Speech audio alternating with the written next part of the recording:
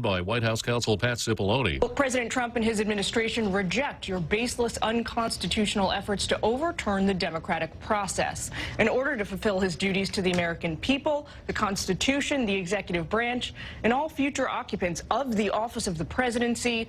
President Trump and his administration cannot participate in your partisan and unconstitutional inquiry under these circumstances. House Speaker Nancy Pelosi issuing a statement saying the letter is manifestly wrong. House Democrats are angry that U.S.-EU Ambassador Gordon Sondland did not show for a scheduled deposition Tuesday on orders from the State Department. The President and Secretary of State are taking actions that prevent us from getting the facts. That's House Intelligence Committee Chair Adam Schiff, who says Congress is now issuing a subpoena to try and compel Ambassador Sondland's appearance.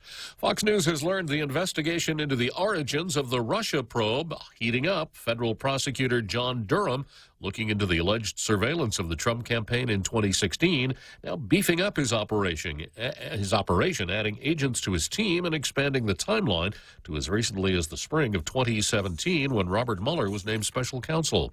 High winds expected in Northern California and the risk of fire high. The utility PG&E will start turning the power off within the hour to more than 750,000 customers. We're anticipating a public safety power shutoff to nearly 800,000 customers across portions of 34 northern, central, and coastal counties. Sumit Singh is the vice president for PG&E, who says the power could be off as long as 5 days. Americans listening to Fox News.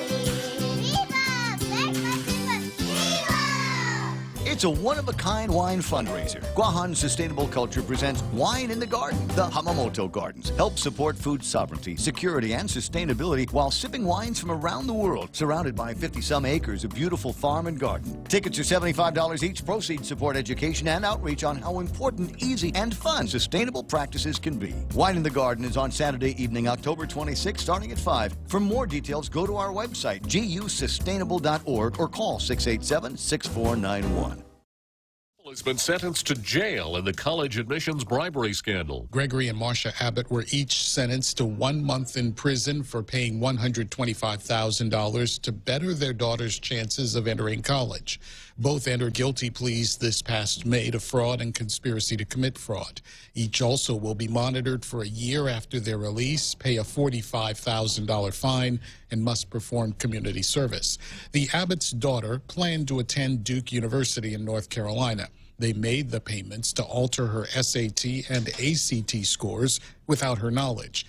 The Abbotts are the 6th and 7th parents to be sentenced in the wide-ranging scandal.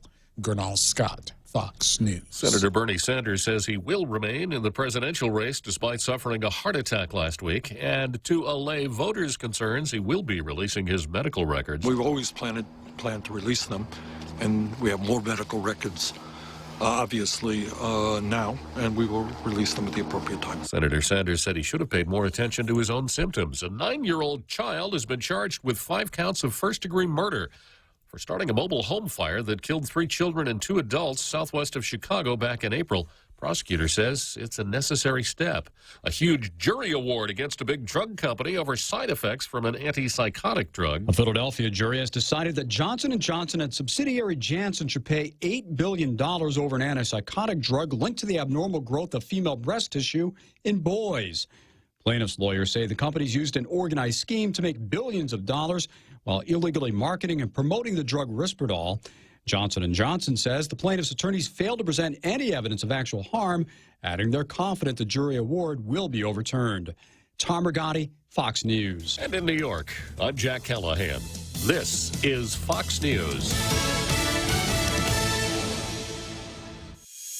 GRMC's cardiology department treats most complex heart problems. In our catheterization lab, cardiologists use imaging equipment to treat clogged arteries that can cause heart attacks or heart failure. We perform balloon angioplasty, stenting, and other life-saving cardiac procedures. If you suffer from a heart condition, have your provider refer you to GRMC's cardiology clinic at 645-5500. GRMC, where patients are partners. Are you ready for some football? The Ray Gibson Show has got your NFL fix every Friday on Sports with Blake. Get the latest updates as Blake and Mike break down the upcoming action. Get your game on with the boys on the hotline, 888-TALK, or sound off on Facebook Live at thepoint.gu. League members get a chance to win some awesome prizes that get you through the NFL season. The NFL Picks on the Ray Gibson Show is brought to you by Current Guam with special thanks to GTA. Tall Tales with Bob Klitzkie is brought to you by Bank Pacific, banking on the Pacific for 65 years. Welcome to Tall Tales with Bob Klitzkie, the only show on talk radio where common sense is a lot more common. Phone lines are now open at 888-TALK. That's 888-8255. And now, The Point proudly brings you Tall Tales with Senator Bob Klitzkie. A well-regulated militia being necessary to the security of a free state, the right of the people to keep and bear arms shall not be infringed. Did I make myself clear, Real Joe Cruz? I heard it. It was crystal, sir. Yeah, okay. Well, I'm going to keep saying that every day here in Tall Tales until the left, which means the Democrats, finally get the point. I have something that one of our international radio listening audience, Tall Tales buffs, called my attention to. It ran in a website called rightwingfolks.com. Sounds like my kind of place to go, right? Yeah. You know, if you're not right, when it comes right down to it, if you're not right, you know what you are, Real Joe Cruz? Maybe you're wrong? You're wrong. I see. So I'm right. I'm not wrong. I hear you. Okay. And the title of this note is FBI releases new gun stats that devastate gun grabbers. Well, it's that time of the year again. No, not just autumn, or as it's better known, pumpkin spice latte season. I don't spend a whole lot of time drinking pumpkin spice latte. That sounds more like the left than the right. It's that time of the year when the FBI releases its yearly crime stats, and we can laugh about how uproariously wrong liberals are about gun crime and just about everything else. The big issue in 2019, of course, is the AR-15 and related rifles. Okay, I'm going to say, if there are children listening, please put cotton in their ears because I'm going to say two naughty words at the same time. Assault weapons. Oh, wow. I wonder when the FCC is going to crack down on that, probably as soon as we have a Democrat in the White House. As we know, if former Texas Rep. Beto, better known as Robert O'Rourke, gets near the presidency, hell yes, he's going to take your AR-15. Hell no, he's not going to get near the presidency, but you get the feeling he's not alone in wanting to seize your guns among the Democrat contenders. This is rather funny because in 2018, AR-15s, the most popular sporting rifles in the country, were responsible for less than 3% of all homicides.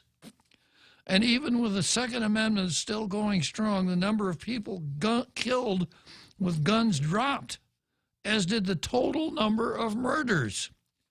The FBI figures for 2018 are a statistical compilation of offense, arrest, police employee data reported by law enforcement agencies voluntarily participating in the FBI's Uniform Crime Reporting Program, according to a Monday news release. Conservative Review noted that rifles accounted for 2.1% of homicides and 2.9% of guns homicides. Let's repeat that again. Rifles, 2.1% of homicides, 2.1% of gun homicide. So if about 3% of gun homicides are caused by rifles, what causes the other 97%? Pistols, maybe? Yeah, not the dreaded AR-15. Rifles were definitely implicated in the murders of 297 people, although firearms type not stated accounted for 2,963 homicides. But let's stick to the murders we know were committed by rifles in 2018. What are some things we know were responsible for more murders than this class of guns? Well, how about this? Knives or cutting instruments, for starters. They were responsible for 1,515 deaths, over 5 times more than were killed by rifles. Do you have knives in your kitchen at home, Real Joe Cruz? Yes, I do. Yeah, well, better watch out, because Robert O'Rourke, also known, se llama si Beto O'Rourke de El Paso, may come to your house and buy those knives from you. Yeah, it's going to cost them a lot, though. Yeah. Okay. Blunt objects. Here's the second on the list. Blunt objects, things like clubs and hammers, also managed to clock in above rifles with 443 deaths. So I haven't been up to Home Depot lately. Next time I get a little time, I'm going to go up there and ask the clerk to show me their assault hammers. Well, no, they were actually more deadly than, as you were, all right, sure, but certainly your own hands couldn't be more deadly than rifles. Not your own hands. Well, no, they were actually more deadly than both rifles and blunt objects.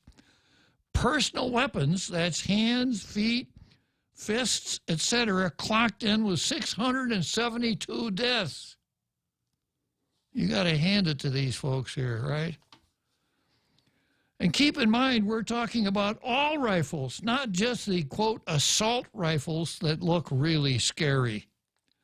By the way, this isn't a new trend. What I've described to you more or less is how these things have broken down over the past few years. Yes, fists have always been more deadly than rifles of any stripe. So I suppose the left is going to say what we need to do is fit every citizen with mittens, big puffy mittens, so that he couldn't possibly punch someone and hurt him with those mittens on, right?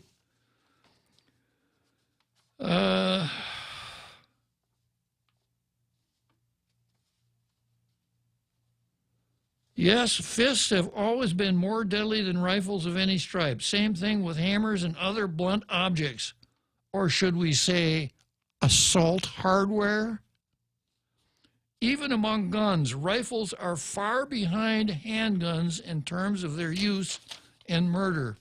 Handguns, which no candidate is talking about banning or seizing, were responsible for 6,603 killings. So here we go. The key here, of course, if you're over on the left, is find a catchphrase. Find a figurative boogeyman, blame everything on that boogeyman, and then attach the boogeyman to conservatives. It's only because of the conservatives that we haven't taken those horrible assault weapons off the street. When are we going to have enough of this stuff? Okay, well, thank you very much for sending that in out there at our Tall Tales Radio listening audience. A very nice article. Okay, next we go from there straight to Zemi Ikotny.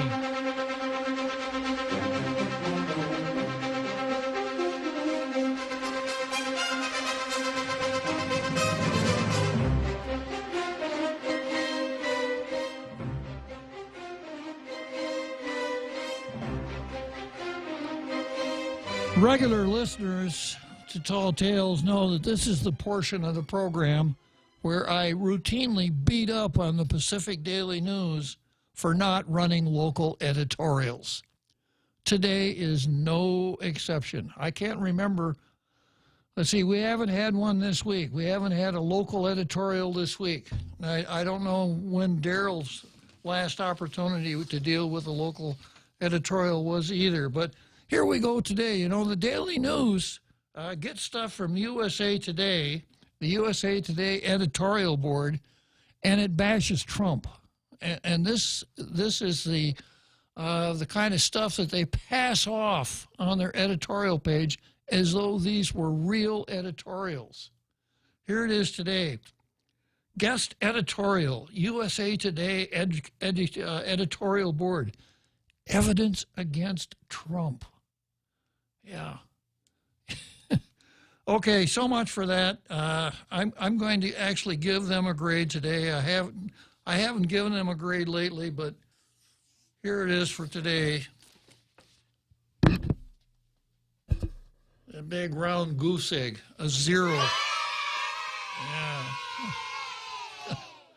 Okay, now the Post, on the other hand, apparently understands what an editorial in a local newspaper is all about. It's the opportunity for the newspaper to weigh in on matters of policy and suggest what they think is good policy, what ought to be done, what ought not to be done, who should be doing what to whom, these kinds of things. It's editorial opinion from people who we would hope are really up to date on the news, because they're up to their necks in news every day. And the Post does a really good job on this. And I'm going to criticize them just a bit. But here's the subject of today's editorial. We urge indicted Jonia mayor to resign. And there's a little box in the editorial, and it says this: it might seem presumptuous to ask him to resign at this stage in his criminal case before he has been found innocent or guilty, but we urge him to do so not for himself, but for the people whom he chose to represent. You're not being presumptuous at all, Daily News. I mean, Post. You're doing exactly what the public would expect from you. And the fact that he has not been to trial yet is not dispositive, because he's in the pokey. He's locked up. So he can't be doing his job if he's locked up. Well, maybe he can. Maybe he's not doing things any differently from a jail cell than he did when he was out. But the fact that he has not been to trial yet does not mean that you are being presumptuous. He has found himself in the crosshairs of local prosecution, the Federal Bureau of Investigation, etc. And I've been through this before. This whole thing about, well, you know, every man, made a mistake there, didn't I? Every person is innocent until proven guilty. That's absolutely true when it comes to a criminal trial. Once a jury has been impaneled and the trial begins, there is a presumption of innocence, that the state has the burden of proof and the state has the burden of going forward with the evidence. So the way it works is, if the state puts on its case, at the end of the state's case, if the defendant makes a motion to dismiss because the necessary facts have not been proven up to show that a crime was committed and the defendant committed the crime, the case is dismissed with prejudice, and the defendant wouldn't have to put on any evidence at all. That's what we mean by innocent until proven guilty. The burden is on the prosecution once the trial begins. But there are all different kinds of activities pre-trial. I've explained this before. A cop on the beat has more power to deprive you of your liberty than the Chief Justice of the United States Supreme Court. If a police officer fills out papers and attests that a felony was committed in his presence, there's probable cause to believe that a felony was committed in his presence, and probable cause to believe that you did it, he can make a warrantless arrest. He can fill out some papers, he can take you to the detention facility, and he can put you away for up to 2 days. No trial, no judge, no innocent until proven guilty. You're in the pokey. And you'll stay there until you're brought before a magistrate. You have to bring them before a magistrate in 2 days. The magistrate looks at those papers and he determines whether or not there actually was probable cause to make that arrest. And if the magistrate determines that there was probable cause, then he sets the matter down for further proceedings for an indictment, or he actually schedules a pretrial conference, which never happens because the prosecution always indicts before the pretrial, not the pretrial conference, preliminary hearing. A preliminary hearing would be scheduled 10 days from the magistrate's hearing. Now, between that time and the time that the defendant is before the magistrate, the judge may release the defendant on such conditions as he finds appropriate. But it doesn't always happen. If there is clear and convincing evidence before the court that the defendant is going to be a danger to the community, the judge does not have to release that defendant. And that's where we are with Mayor Blas up in Jonia. You know, with the testimony from the FBI agent, the magistrate determined that there's clear and convincing evidence that Blas would be a danger to the community if he were let out. So he's at the Crossbar Hotel, and he'll stay at the Crossbar Hotel until his trial. And if he's found guilty at the trial, then he'll go back to make a cameo appearance back at the Crossbar Hotel, and then he'll go out to the Department of Corrections and serve his sentence. Now, his lawyer may make another motion for release on bail. That's the way the system works. But this guilty until proven innocence is the classic case of a little knowledge being a danger, it being a dangerous thing. Well, I don't know what they're doing to Mayor Blas. You know, he's innocent until proven guilty. Well, I explained to you why he's in the jail cell, and if he's in jail, I don't think he can be a very effective mayor. I don't think he was a very effective mayor even before that. So that's where we are. So I think the Post is exactly right in saying you should resign, Mayor Blas. You should resign for the good of the people of Jonia. The editorial says, based on, it might be presumptuous to ask him to resign at this stage in his criminal case before he has been found innocent or guilty, but we urge him to do so not for himself, but for the people whom he chose to represent.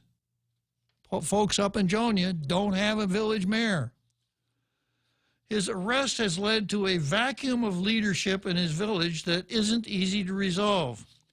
Based on Assistant Attorney General Andrew Kanga's reading of the law, the mayor can't be replaced easily. The Jonia mayor's office doesn't have a vice mayor, and without a vice mayor, Village Municipal Planning Council, under certain circumstances, has the authority to fill a vacant mayor's office seat, subject to the approval of the legislature. Kanga wrote in a letter meant to provide legal information and guidance. However, Blas did not appoint a municipal planning council. This guy is, he's really got it together, right? Yeah. Well, let's give him the benefit of the doubt. Probably he may have a family to feed. Let's give him a break. If he doesn't resign, the village residents can't hold an election to replace him unless a court ruling gives the green light, or if the election commission decides he's replaceable while he's facing charges. A mayor can be replaced if that position becomes vacant or if the mayor is recalled, Kanga wrote. However, Kanga said, detention in a criminal case is not expressly identified as an event creating a vacancy. What would you call it there, Andrew Kanga? If the office is vacant, if the title holder of the office is in jail, wouldn't you say that that's about as vacant as it can be? Goes on to say either the Election Commission or the courts could decide whether a specific set of facts constitutes a vacancy under Guam law. Even if the Guam Election Commission acts to pave the way for a special election, its decision could still be challenged in court. Well, la-dee-da. Anything that anybody does can be challenged in court. The old saying is, you could sue anybody for anything. No sign you're going to recover. His constituents shouldn't have to be burdened with having to seek signatures for him to be recalled. We ask the mayor to look beyond his self-interest and take into account the absence of leadership in his village. It is through his resignation that he can demonstrate that his commitment to his village rises above his own interests. Well, judging by the testimony that was presented at his magistrate hearings, his own self-interest seems to be paramount with Mayor Blas of Jonia. Now, I am going to ask that each of you get out his Law and Order notebook here for the next part of the program here. The statute says that if there is a vacancy in the position of mayor that occurs more than 240 days before the next election, that a special election should be held. Well, we're outside of that parameter, aren't we? So the Election Commission could say, we have determined that the office is vacant and we are going to conduct a special election. They could do that. You know, they could have their something like a hearing. They could do fact finding, et cetera, make that determination that the office is vacant because the mayor is in jail, and call for a special election. They could do it. You think there's a chance in a million that they would? When it comes to things like this, when it comes to adjudicating contested matters or potentially contested matters, the Election Commission has shown over and over again that their means of making a decision is to figure out some way to not decide any controversy before them. And I suspect that this would be the same thing. They would say, well, what are we going to do? We don't know if the office is vacant or not. The Attorney General said he didn't know either, so how could we know? But that's one way that determination could be made. The second way that a determination could be made is by a citizen filing a petition in court called a petition for a writ of quo warranto. And a writ of quo warranto tests the title to a public office by the office holder. Now, this would be a little bit kind of convoluted, but if a citizen or the Attorney General filed that writ and the court brought Blas before the court and said, you explain to us why your office isn't vacant. And, of course, it's going to be hard for Blas to do that because he probably can't even come to court because, after all, he's in jail. Second alternative is this. We have a statute on the books called Proper Enforcement of Government Spending. It's in Title V. And according to that statute, any citizen can bring injunctive action against a government official to stop the expenditure of taxpayer funds if it's illegal, etc. So a citizen could bring a proper enforcement case against the director of administration, saying, "Don't pay this guy anymore," because while he's sitting while he's cooling his heels in the pokey, he's getting paid, and they're not even charging him rent for his cell. So that proper enforcement of government spending suit brought against the director of administration could force the non-payment of Blas's salary, at least. And it kind of would follow from there that determination would mean that the office is vacant. Here's another approach. We have a section in Title IV of the government, Code 4 GCA, Section 2101, appointments to fill vacancies.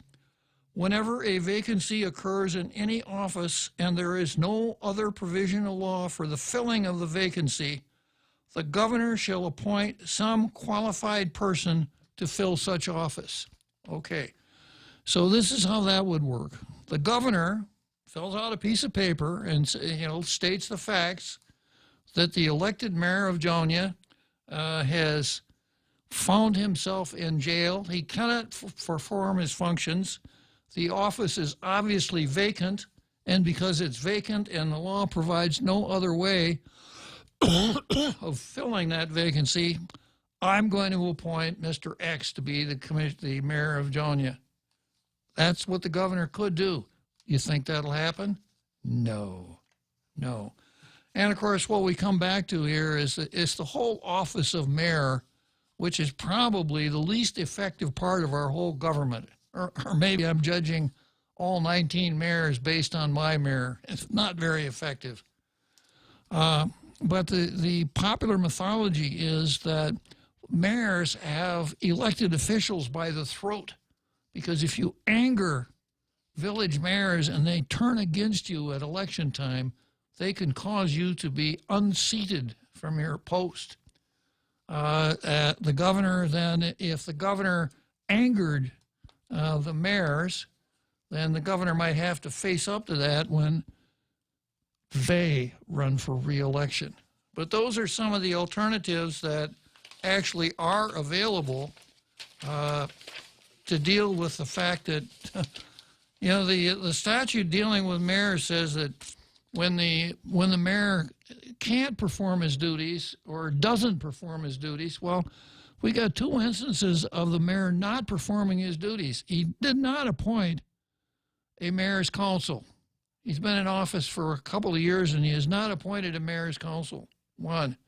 Two, he can't come to work every day.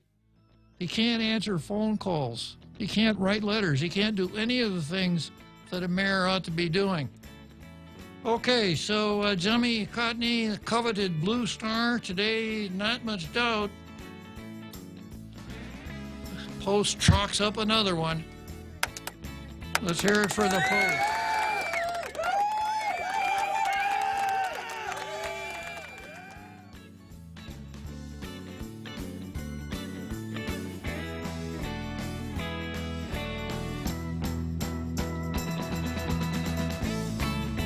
Hey, do you know what time the bank closes? I need to deposit my check. You know you can do that from your phone. I can?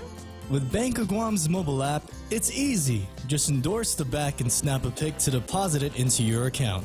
You can do this from anywhere, anytime, which means no rushing to catch the bank and no lines. With Bank of Guam's mobile app and online banking, we're always open. Visit bankofguam.com for more information.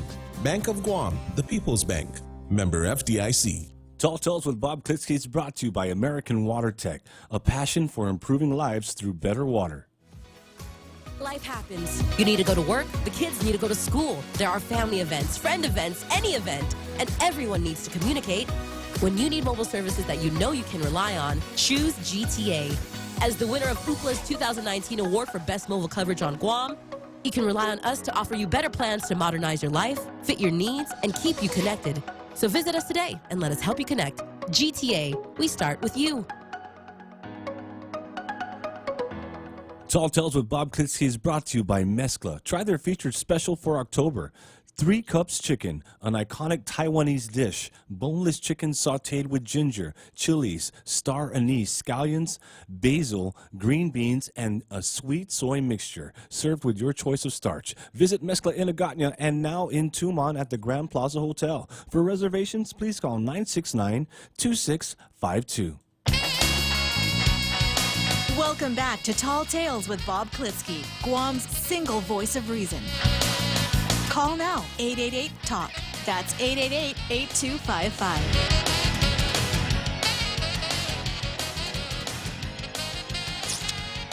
Yeah, it's 888-TALK if you're right here on the lovely island of Guam.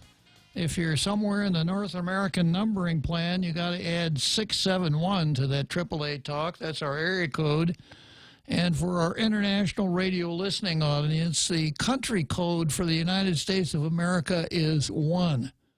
So if you're listening to us somewhere outside the North American numbering plan, 1-671-888-8255. And, of course, we're also live streaming here on Facebook. You could see what's going on right here in the studio. Yeah. Okay, right. I don't know. You might be better off just listening.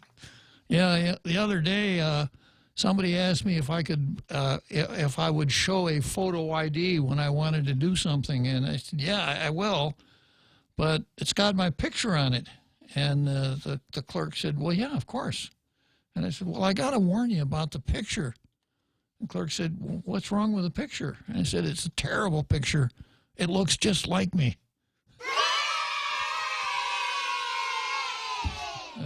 Yeah, what can you do? Anyhow, we're live streaming Facebook, we're live streaming YouTube.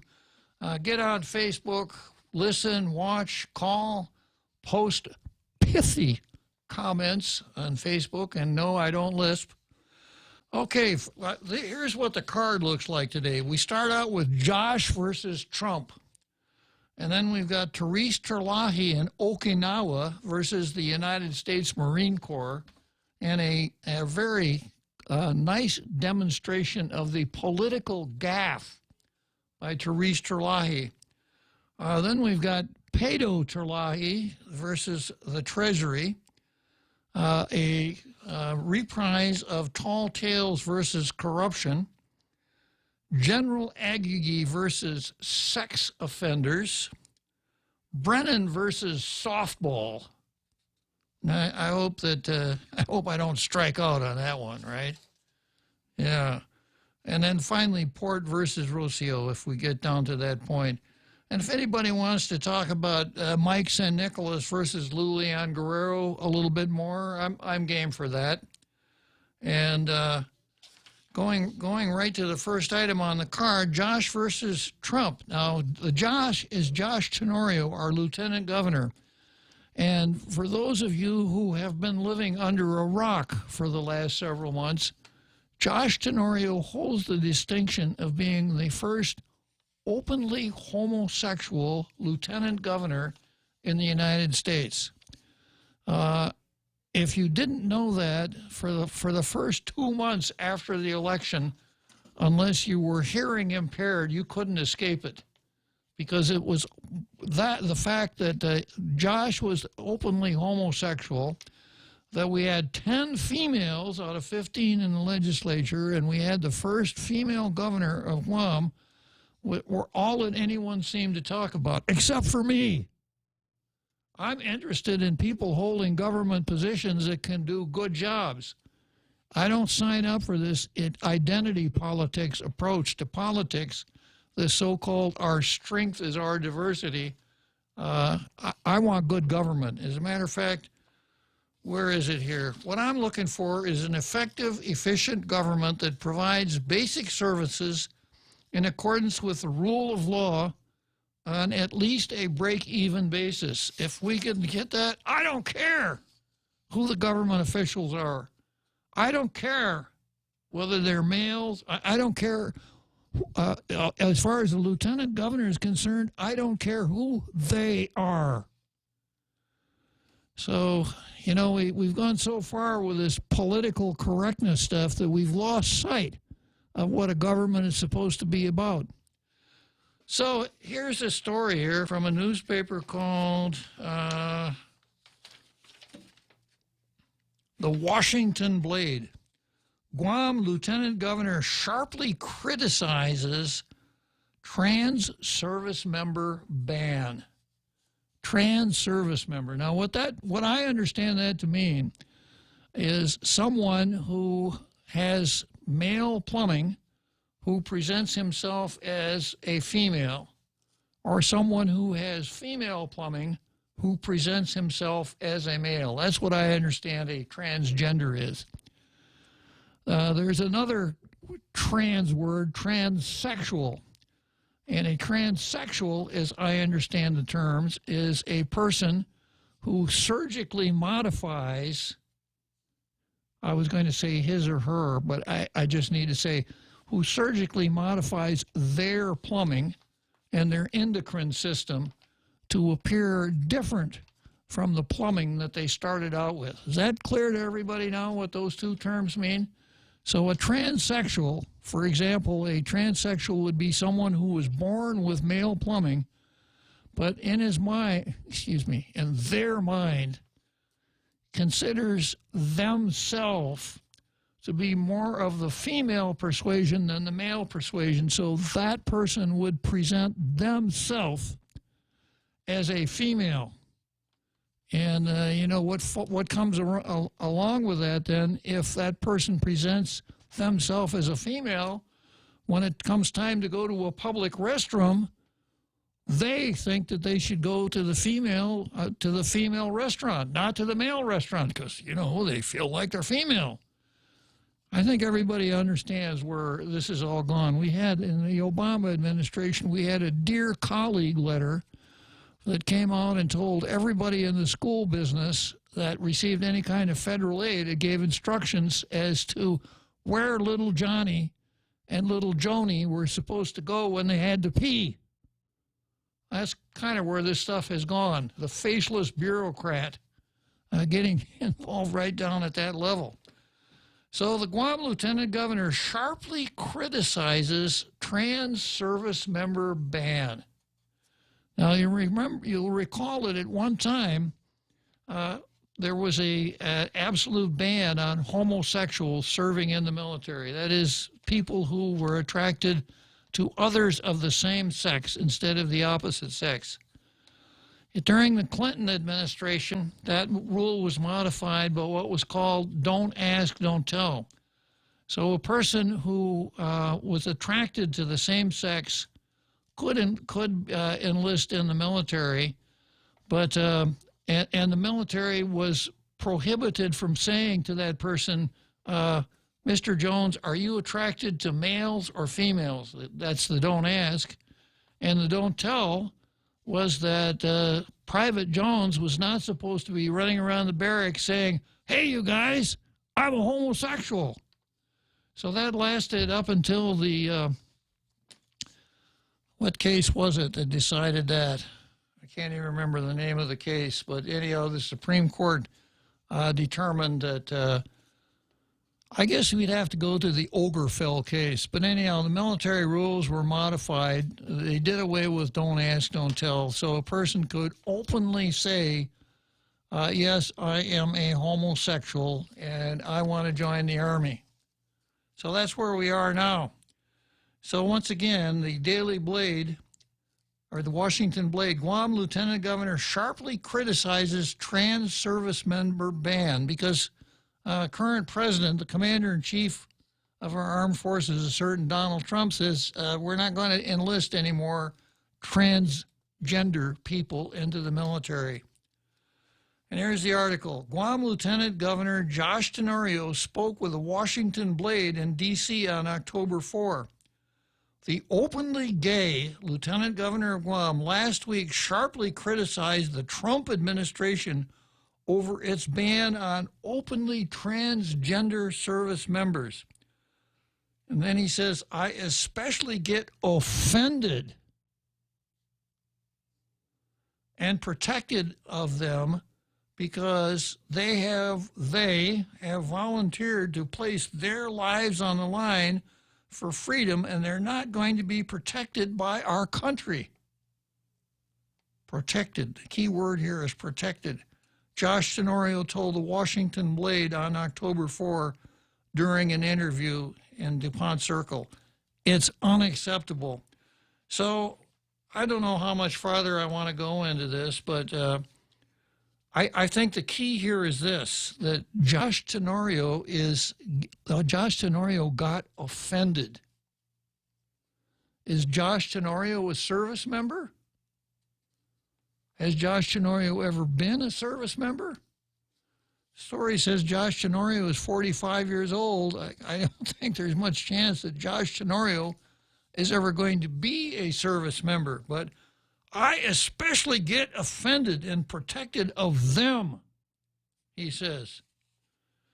So, of course, this is part of the left technique of argument, not the kind of argument that arises because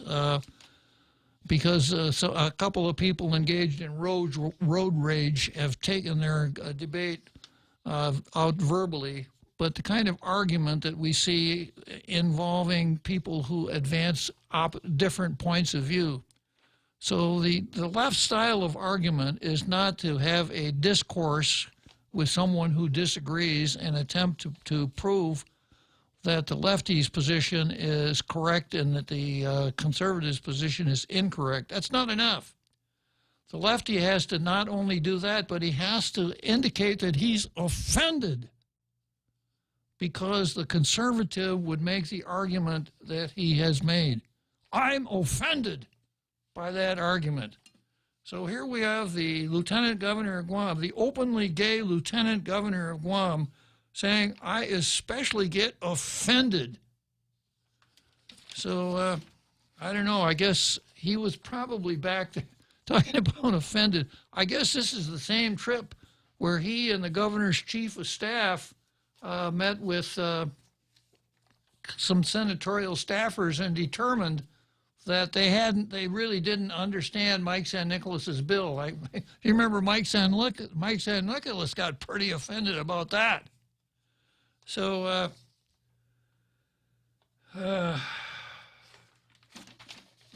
Tenorio, let's see if there's anything else in this article that's interesting.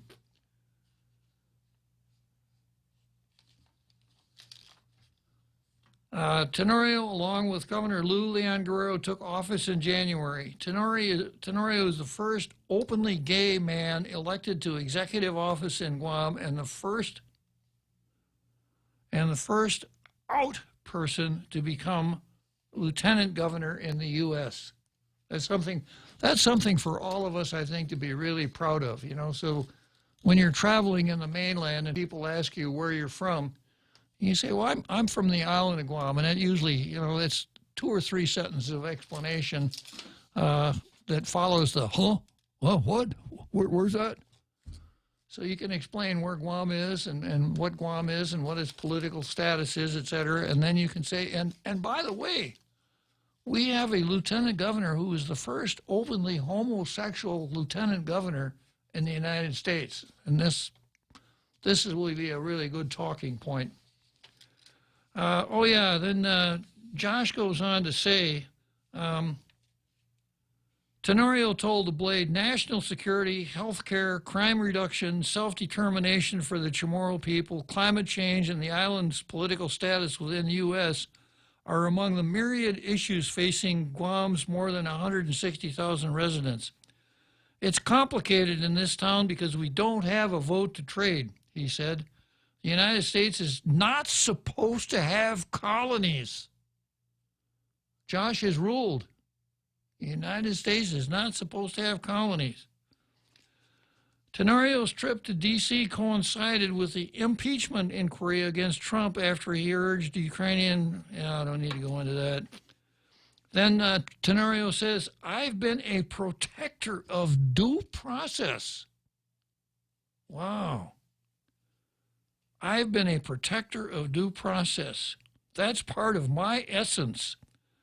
But people in places of authority that have access to the information and have authority over getting the facts have to respond to their constitutional responsibilities. They owe that to the entire body politic, including the body politic in Guam or in D.C., that is not as enfranchised as they should. I want to see what's going on. I want to know, no matter who is in front of this system, despite the nature of their personality and despite how offensive they may be to you, whoa, this system needs to treat people the same way. So I guess that last sentence goes back to the fact that Josh was offended. So I don't know. What do you think we should do about that? Maybe black armbands for a few days, or Something? No? No. No. We'll be fine. He'll be okay? Yeah. Yeah. Well, okay, if you say so, Real Joe Cruz. You seem to have a better handle on that issue than I do. Okay. We go from the next item on the card is Therese Terlahi in Okinawa. Wow, already, huh? Yeah, great bumper music. Chili's Grill and Bar is now open at the second floor of the Two Sands Plaza. Hi, welcome to Chili's.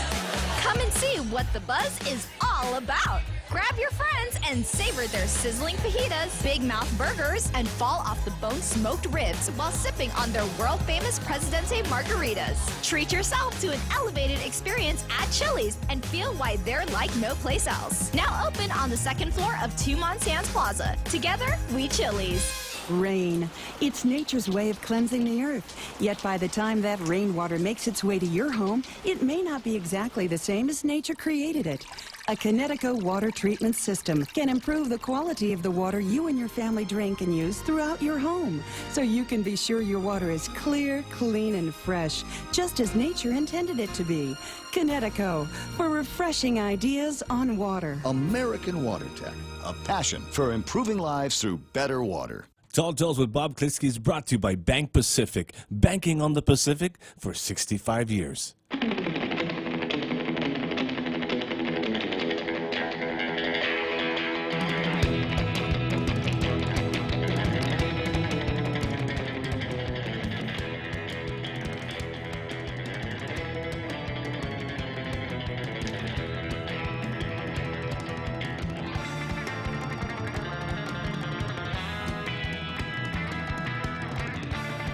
Great bumper music. Is that the Ventures? I believe so, sir. Yeah, good music. Okay, so here we are with Therese Terlahi in Okinawa versus the United States Marine Corps.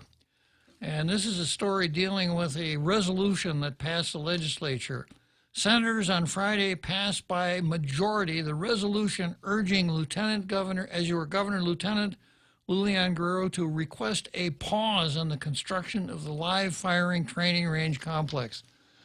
Now, that's interesting because before she left, Shoshana Chatfield told us that no construction would be begun until 2021.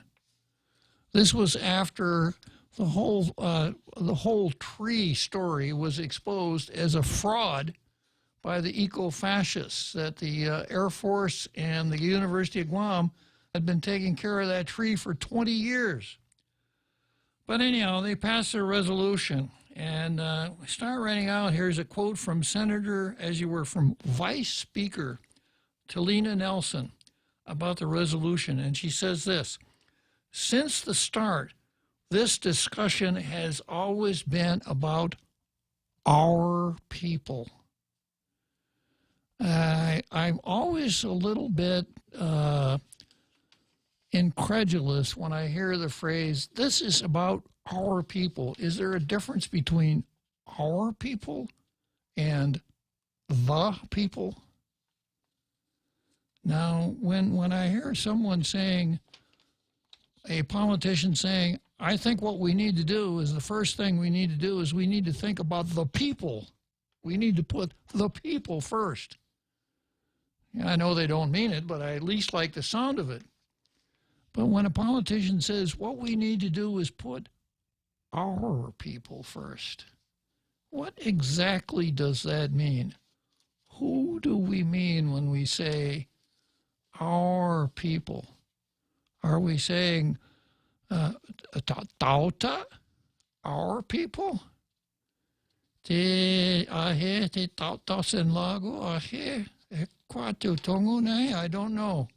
But I don't like the sound of it very much. If we're going to talk about the people, let's talk about all the people.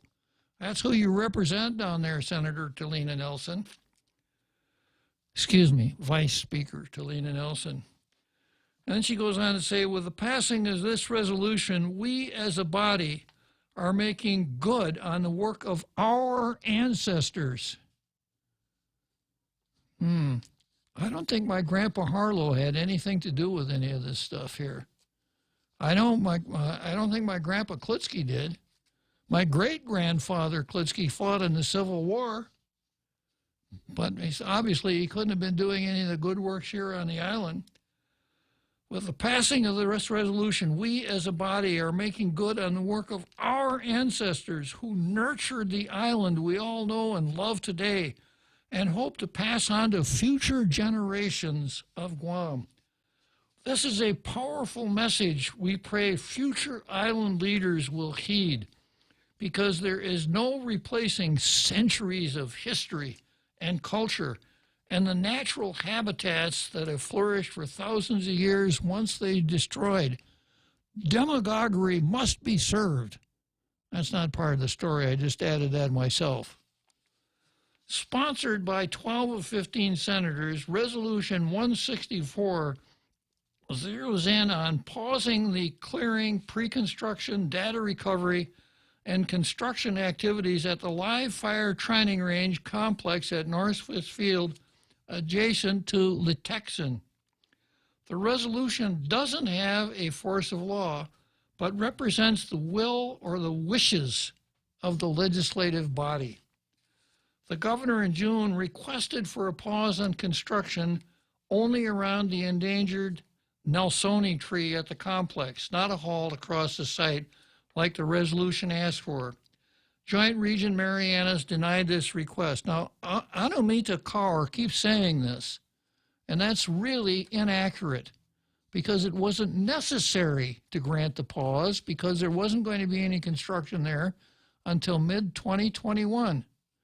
And then, of course, the Post came out and showed that the university and the Air Force had been taking care of that tree, that the tree was about to die, that they had planted a couple dozen seedlings for that tree to preserve it, that there were at least a dozen of the same trees, Gilita. So this was really just a huge red herring that the environmental wackos surrounded, and Anumita Kaur continues to perpetuate this myth. Maybe she's a product of the editorial policy of the Daily News. Maybe she reads this stuff in USA Today. Senator Jim Moylan, who voted no on the resolution, cited the rejection to the governor's request during discussion. If the request for a pause around the tree was denied, what makes anyone in the room believe that a complete pause would be approved? Well, go back and play the tape about what I just said about the pause and the admiral. Senator Will Castro also voted no after removing himself as an original sponsor to the resolution. Senator Therese Terlahi emphasized that the resolution does not seek to stop the buildup altogether. Now, I got to deviate there for a minute and define a term. The term is this, gaffe, G-A-F-F-E. It's an unintentional comment that causes a politician embarrassment. The term often refers to a politician inadvertently saying something publicly that they privately believe is true, but would ordinarily not say because it's politically damaging. Okay? That's a gaffe. Here's an example. Senator Terlahi, as you were, Will Castro voted no. Okay, I'm going to come back to Therese Terlahi and her gaffe right after that big halftime show that we have every day. The drill team, the marching band, the acrobats, the sword swallower, the flamethrowers, the flame eaters, the cannon, etc. So we'll be back here in about 6 or 7 minutes.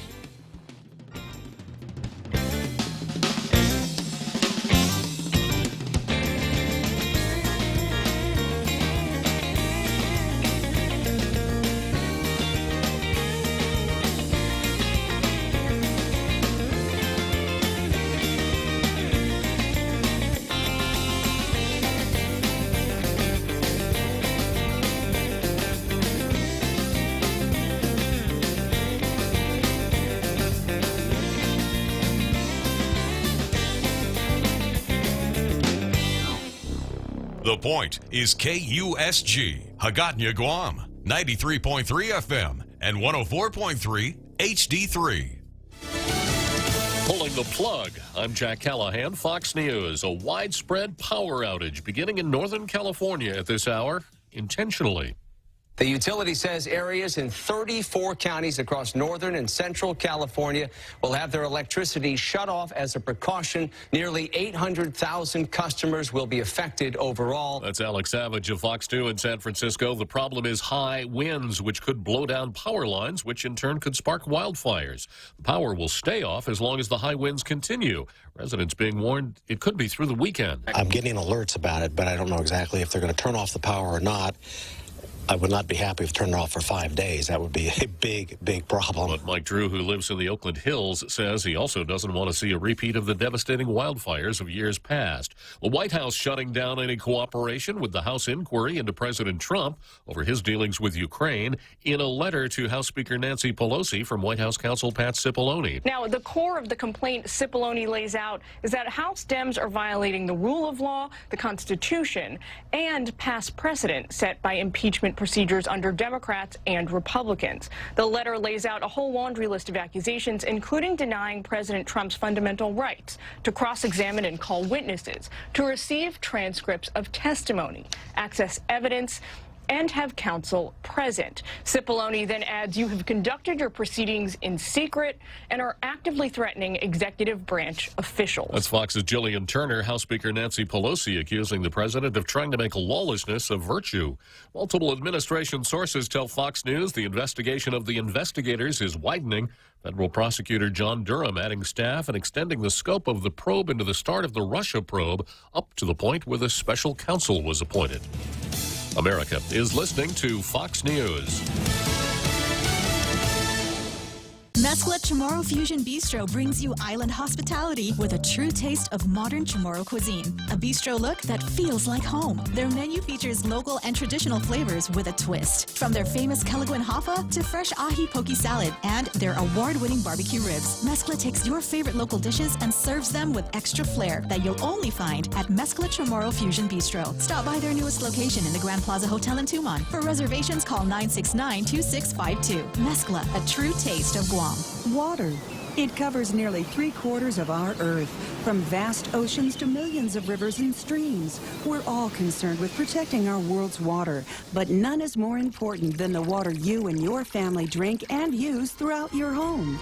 A Connecticut water treatment system can improve your water so that your family is using the best water in the world. Connecticut, for refreshing ideas on water. American Water Tech, a passion for improving lives through better water.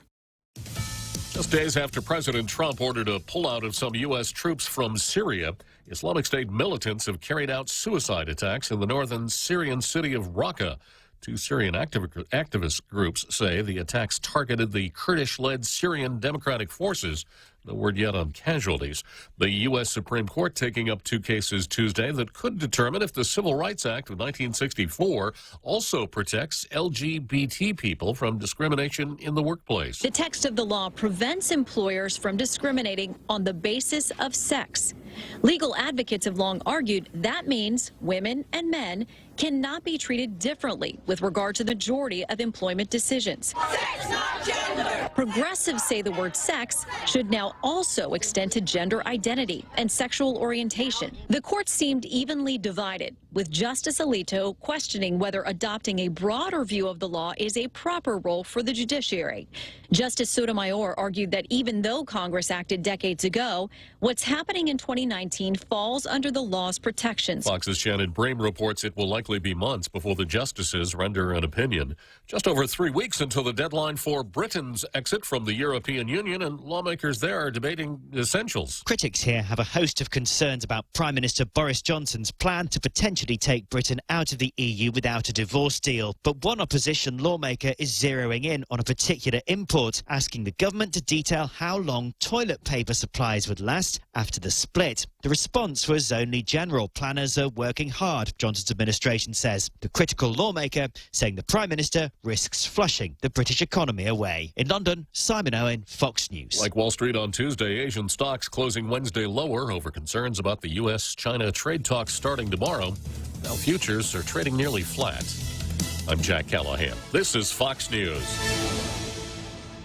30 years ago, the very first Subway restaurant opened in Guam. Now, 15 restaurants later, Subway Restaurants is celebrating this milestone with a buy one, get one free offer every weekend, starting September 14th through October 12th. Come celebrate 30 years. Enjoy your favorite sandwich, salad, or wrap, all made with freshly sliced veggies and bread baked in every store. Take advantage of this buy one, get one deal. It's Subway Restaurants' way of saying thank you, Guam, for 30 wonderful years. Subway, making what you want. It's a one-of-a-kind wine fundraiser. Guahan Sustainable Culture presents Wine in the Garden. The Hamamoto Gardens help support food sovereignty, security, and sustainability while sipping wines from around the world, surrounded by 50-some acres of beautiful farm and garden. Tickets are $75 each. Proceeds support education and outreach on how important, easy, and fun sustainable practices can be. Wine in the Garden is on Saturday evening, October 26th, starting at 5. For more details, go to our website, gusustainable.org, or call 687-6491.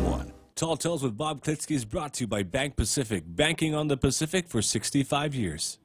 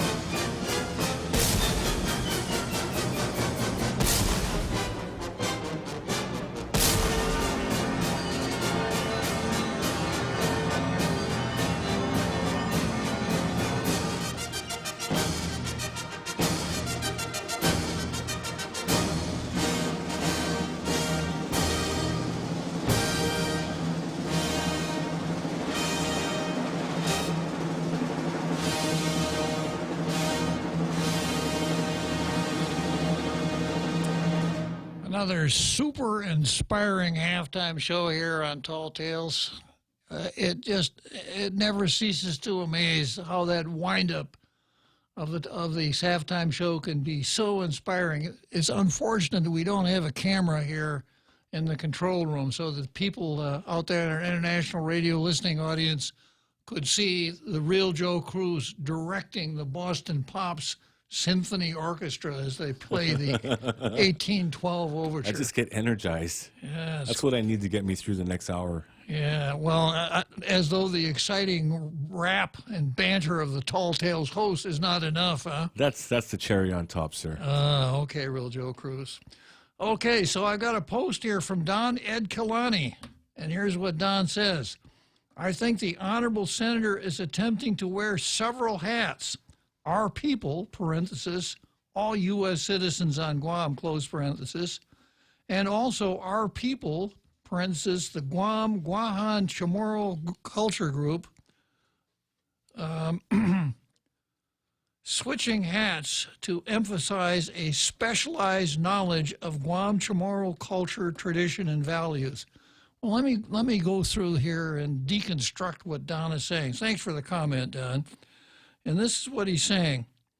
I think the honorable senator is attempting to use several mouths. That's the way I see it.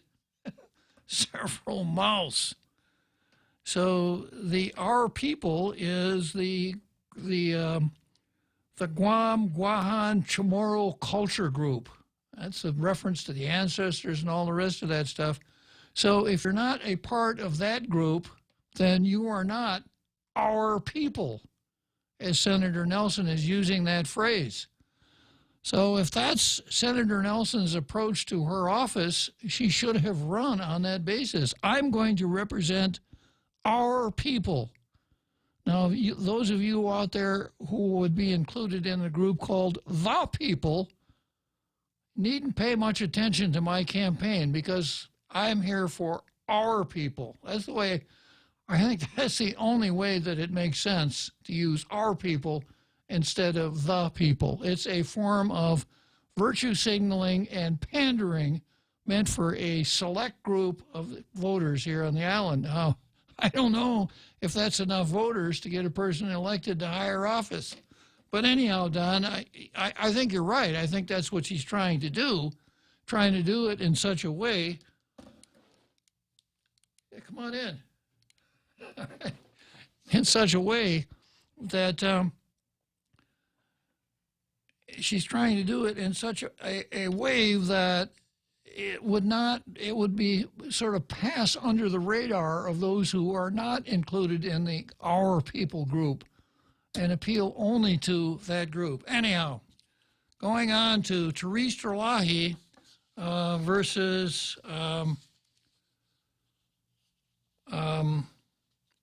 Therese Terlahi and Okinawa versus the United States Marine Corps. I've read the definition of a gaffe, and a gaffe is when a politician says something publicly that really is what they're thinking, but they know, or it could be recognized as politically damaging to say it. Good example of gaffes. If you want some example of gaffes, listen to Joe Biden. He's a kind of a gaffe a minute kind of guy. So going back to this article, Senator Will Castro voted no after removing himself as the original sponsor to the resolution. Senator Therese Terlahi emphasized that the resolution does not seek to stop the buildup altogether. And then here it is. I wish we had that kind of power. Yeah, I wish we had that kind of power. That is the kind of power we've been asking for. So when you come right down to it, what we're talking about here is a power check. Yeah, we want to have the power to stop that buildup altogether.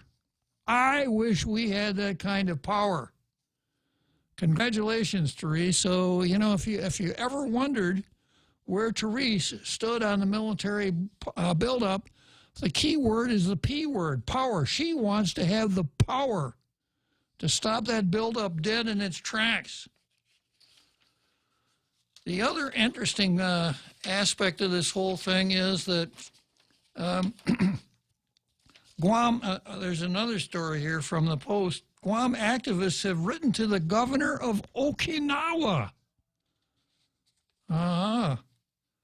about his recent visit to Guam and comments about the Guam buildup he made to the Japanese media.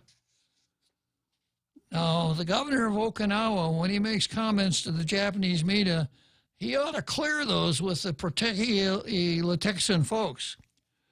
Protehi Latexan said, save Retidian in a letter to Governor Denny Tamaki, as you were, Denny Tamaki-san, Denny Tamaki, wrote that his statements that, quote, the people of Guam are in favor of the relocation of the U.S. Marines to Guam are false.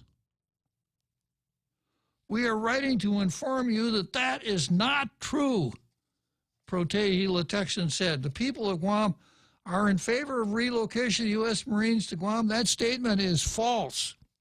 So they really put the governor of Okinawa in his place, didn't they? I guess they set him straight. Protehi Latexan, Save Retidian focuses on protecting natural and cultural resources on Guam and the Northern Mariana Islands. The group is opposed to the construction of a group of firing ranges at Northwest Field on Anderson. We humbly ask that you hear our voices. I don't get the humbling part. The continued presence of the U.S. military in Guam, Okinawa, and Japan is an enduring injustice to all of our people, as you were. The continued presence of the U.S. military in Guam, Okinawa, and Japan is an enduring injustice to all of our lands and people. The people of the Pacific should no longer be deprived of living in peace in our homelands. We must unite for genuine security and peace. So there you got it. We're back to, back to the future here, back to the anti-war 1960s. We don't want military in Guam or Okinawa or anywhere else in the Pacific. And calling for Okinawa and Guam to unite. Now, what exactly are they going to do, I wonder? Okay, I've got a Joe on. This is not you. I think this is another Joe, right? Good afternoon, another Joe. Hello, another Joe. Are you there, another Joe? Can you hear me now? Oh, yeah, I can hear you now. Okay, so yeah, it seems as though people are frustrated because they don't know what to think about the effect of the military buildup. If it had occurred sooner, I don't know how to emphasize this. Like, say for example, we had the construction completed. We had the visa workers, we had the construction completed. I think if people had a sense that it was on course, they would be less apprehensive and less worried about the negative effect because we have an understanding. But the longer it takes, there's less of this. We're losing our elders, and there's less of wisdom, readily available. So there isn't this connectivity. There isn't this understanding that, hey, everyone's going to behave in a certain way, and it's going to turn out really well for everyone. So because there's this feeling of apprehension because of that, people are just a little bit more pessimistic, I think. But if there was a way to get, I don't know if it has to be only visa workers, but definitely the construction workers that we need, and get these construction projects completed and get our economy on track, I think people would be a lot more confident, a lot less pessimistic. What is your take on that, Uncle Bob? Well, I think when you're talking about people being pessimistic, it's a very small, very vocal group. And when this new legislature was sworn in, I spotted this anti-military trend, just like the one that I read here about Okinawa and Guam and being just not just no Marines, no firing range, just no military at all. But my prediction was that instead of going at it head on, they would do it from an environmental and cultural standpoint, and it's exactly what they're doing.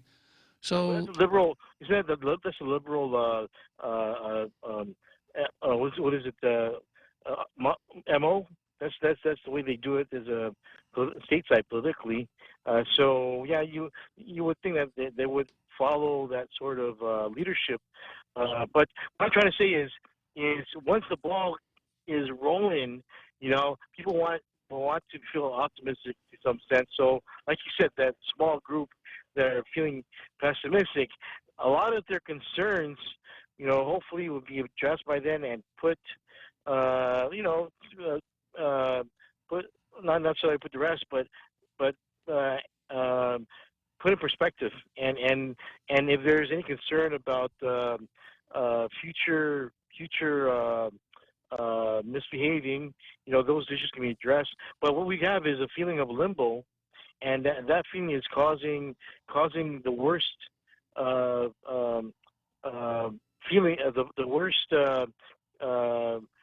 fears to come out. That's the way I'm sensing it. But I don't know that we're going to get construction projects completed. We're going to get back on schedule anytime soon. Have you heard anything about whether we're getting visa work? We're not getting visa workers. How are we going to get construction workers? Have you heard anything to that effect? Well,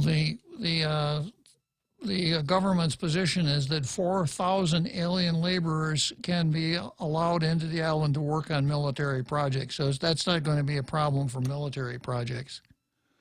And they're worried about the project, the construction outside of the fence as well. Okay, and then a rather creative approach taken by the people who are building the Tsubaki Hotel said that we should be included in that 4,000 workers because when the buildup starts, more hotel rooms will be needed. Therefore, although that hotel is outside the fence, it's part of the military buildup. And the immigration folks said okay and let them bring in the workers. Is there a timeline for this to start? For the buildup? for these projects to get back on track? Well, each one, they're all contractual provisions, and each finite project has its own timeline. But I don't think there's a target date that the Marines are going to start arriving in 2024. But I haven't heard of anything beyond that. Wow. So, that's terrible. We need to get a sense of these projects are going to start soon, and we can keep bringing up these other issues, but that if people want to bring them up. But the sense is there needs to be something positive. There needs to be, it's kind of there's not enough of the positive feeling going on, and I get this feeling that once we get some of these projects back on track, there'll be a little bit more positive sentiment, and hopefully, and so the negative won't be the only obvious. What is it? So they say the thing that sticks out the most, and people just need something, other than baseball. Baseball I think is still the national pastime, but I'm not sure if it's still more popular than football. What do you think about? I think probably football is more popular than baseball. However, certain Colin Kaepernick has done a lot to reduce the popularity of professional football. So these are the things we need. We need a sense of where we come together as a nation, and our national pastime being baseball, something more and more like bringing us together. So there's less of the negative. There's more things to build connections on. Hey, but thanks for your time there, Uncle Bob, and let's try to think positive and Christian, so to speak. I appreciate your thoughts. It's always a pleasure to talk to you, another Joe. Thanks for calling. Okay, I've got James on the line, but there's something I want to go to before I get to James, so hang on just a second. Going back to the people here, it's time for a little history lesson. Peter J. Santos says, quote, "We the people," close quote, in the Constitution refers to three groups of people: free persons, Native Americans, and 3/5 of persons, parentheses, slaves. The people in the Constitution was not all inclusive. Well, you need to go back and read the Constitution again, because Native Americans are not part of we the people. If you look at Article 1, Section 8 of the United States Constitution, you'll find that at paragraph 3, the Congress has the ability to regulate commerce with foreign nations and among the several states and with the Indian tribes. So the Indian tribes were not part of the people that became the United States. They were, in a sense, separate, independent nations. As far as the 3/5 rule is concerned, this is a classic case of a little knowledge not being very helpful.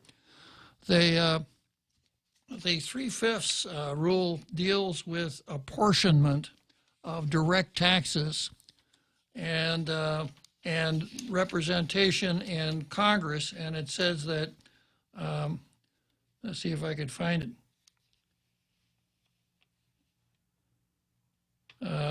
It says that, that there will be a decennial census, and the apportionment will be based on the decennial census, and that that all people are counted except people who are due to service or labor, meaning slaves.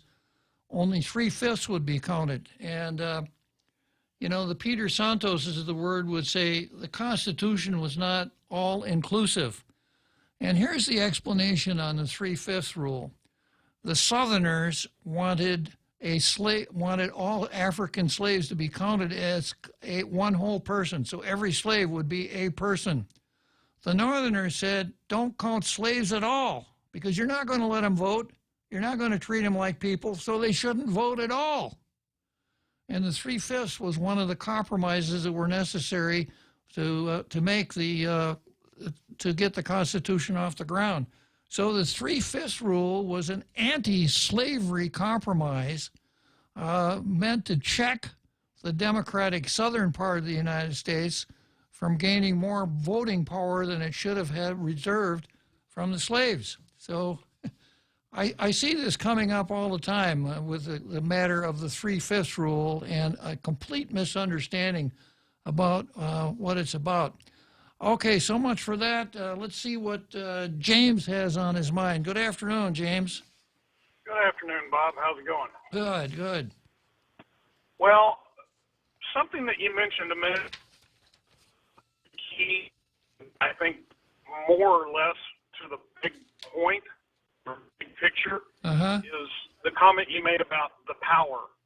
That they want the power to just basically stop the buildup or any future military hardening and reinforcement.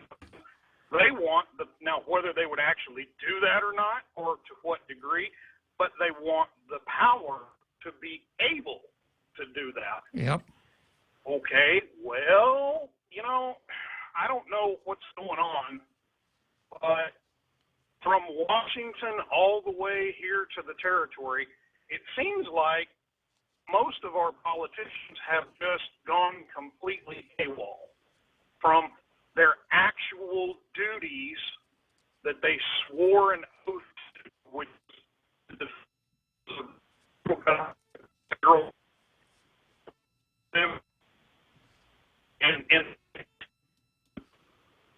James, you're breaking up. I really want to hear what you have to say.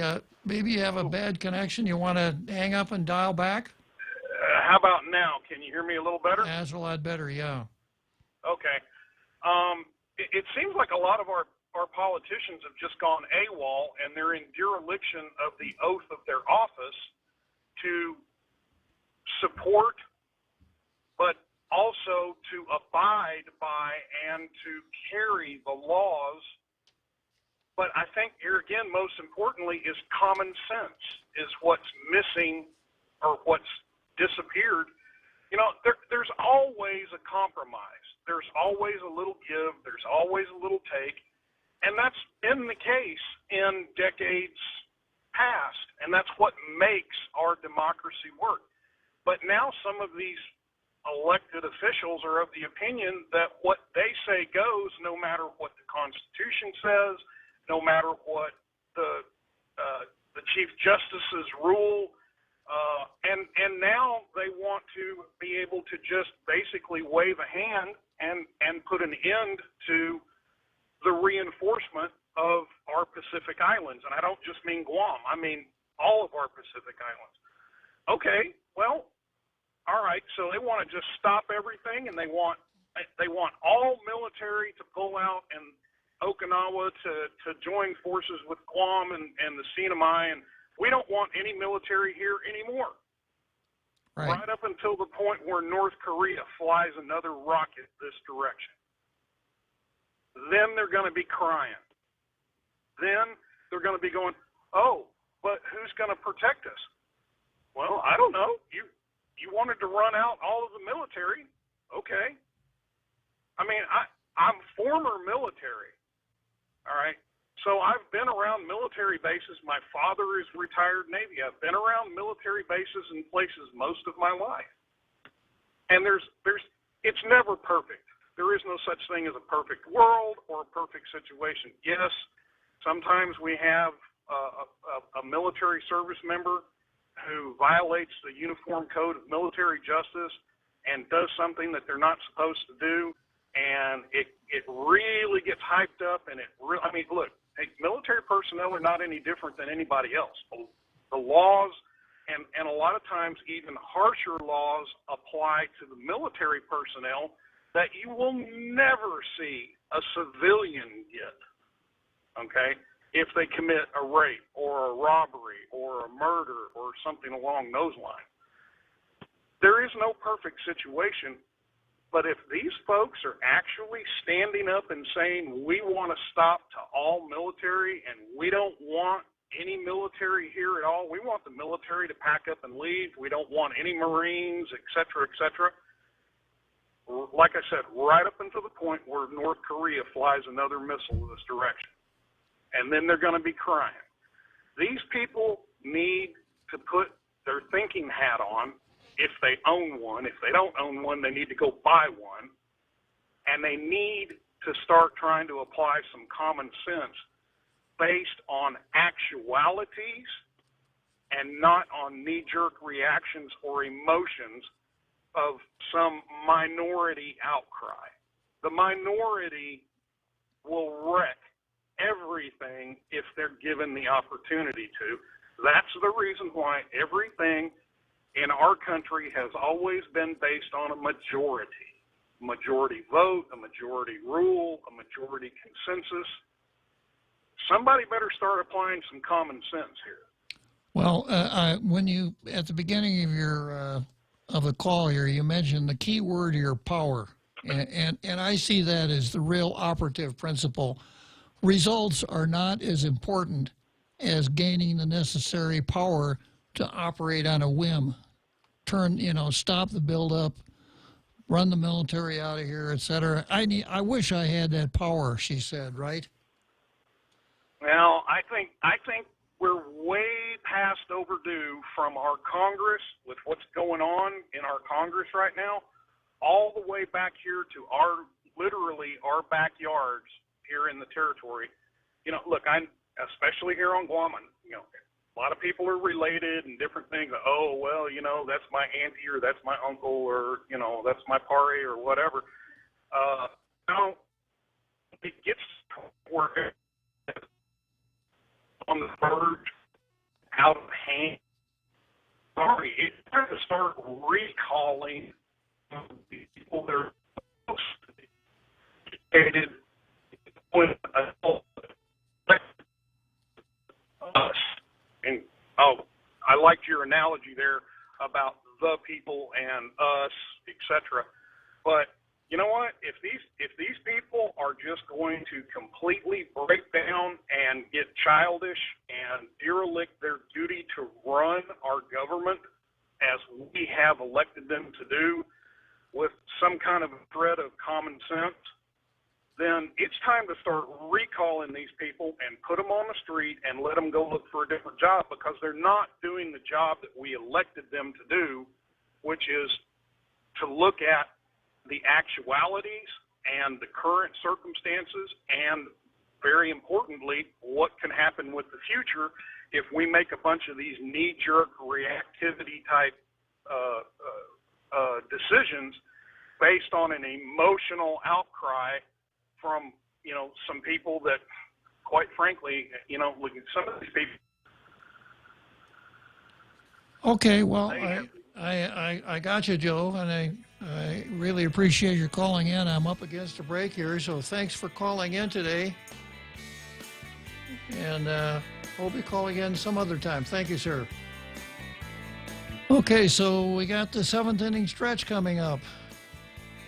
Take Care Wellness presents the 7th Save the Susu Dance Fitness Fundraiser, October 19 from 6 to 8 p.m. at Teason High School. Tickets are $10 in advance, $15 the day of the event, and $5 for kids ages 6 to 12. Tickets are available at Take Care Wellness, Guam Cancer Care, and through Marissa Collins. Grand prize for the raffle is a round-trip ticket to Asia or Micronesia from United Airlines. All proceeds benefit Guam Cancer Care. This message is made possible by the stations of Choice Broadcasting. The Extra Point with Jerry Roberts of Guam Training. I hear the question all the time. What do we do to help our new leaders rise up and take their place in the organization? I'm Jerry Roberts, and at 7:20 a.m. on The Ray Gibson Show, we'll talk about the sensitive issue of succession planning.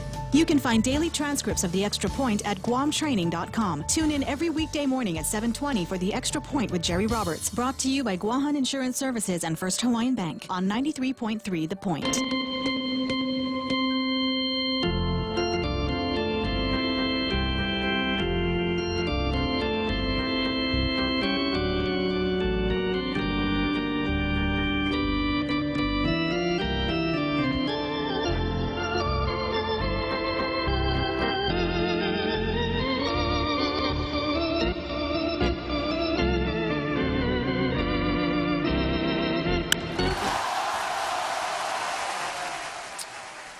Okay, center field bleachers, Wrigley Field, Chicago, 7th inning stretch. That means I got about 26 more minutes here to entertain our international radio listening audience, posts, callers, etc. And right now I have our Carl on the line. Good afternoon, our Carl.